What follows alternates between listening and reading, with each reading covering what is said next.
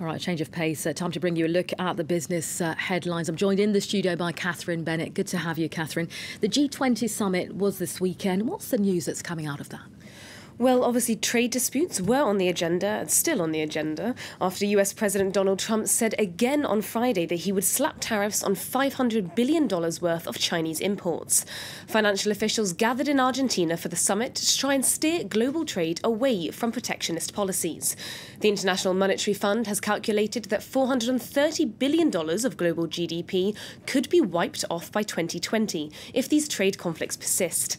Officials insisted that the meeting wasn't tense, but France and the US did come to loggerheads. Steven Mnuchin, US Treasury Secretary, refused to budge on trade with the EU, demanding a free trade agreement with no subsidies.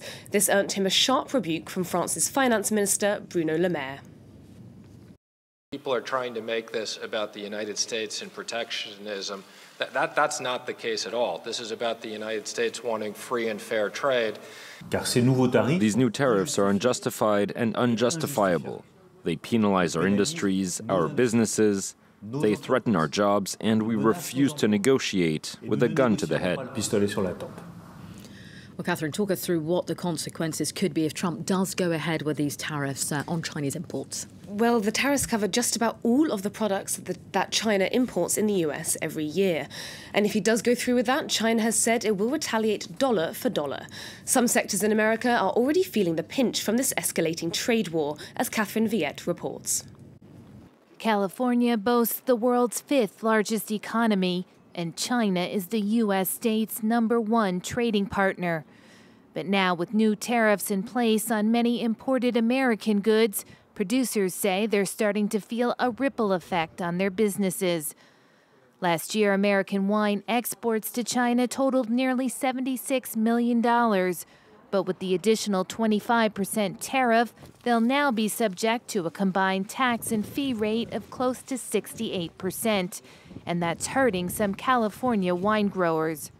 There's plenty of burgeoning regions outside of California, outside the United States, that are caring and supportive of our wine. So there's opportunity out there, but it's a shame when you have to close your door to a region such as China, where they're clearly open to learning more and wanting to be educated about Santa Barbara wines. But the Trump administration has no plans to change tact on its trade policies. In fact, the U.S. president already has a list ready to go of $200 billion of additional Chinese imports that may be subject to tariffs. And Washington says the impact to the U.S. economy has been minimal. As I've said before, we see some micro impacts of where our counterparts have targeted very, very specific items in specific communities. But from a macro standpoint, we do not yet see any significant impact on the economy, but we'll continue to monitor it. Officials have promised to come up with ways to help those whose businesses have been impacted by the ongoing trade dispute. And the dollar has fallen after Trump accused the EU and China on Friday of manipulating their currencies. He also said that he didn't like the dollar's strength, saying it puts the US at a disadvantage. Well, he got what he wished for, with the dollar now declining by 0.25% against the yen. The yen, meanwhile, has spiked to near 2-week highs after Japan's central bank said it was deliberating over whether to reduce its massive monetary stimulus. And so now to take a look at the markets. The combination of Trump's pronouncements last week and the failure of the G20 to reach any significant agreement on trade has pushed Europe markets into the red. The FTSE 100 and the DAX both fell by around 0.33%, and the CAC 40 declined by over 0.5%.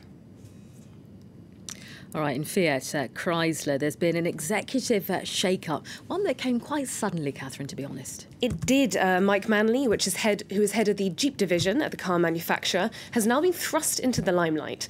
He's been named CEO after Sergio Marchionne stepped down over the weekend due to ill health.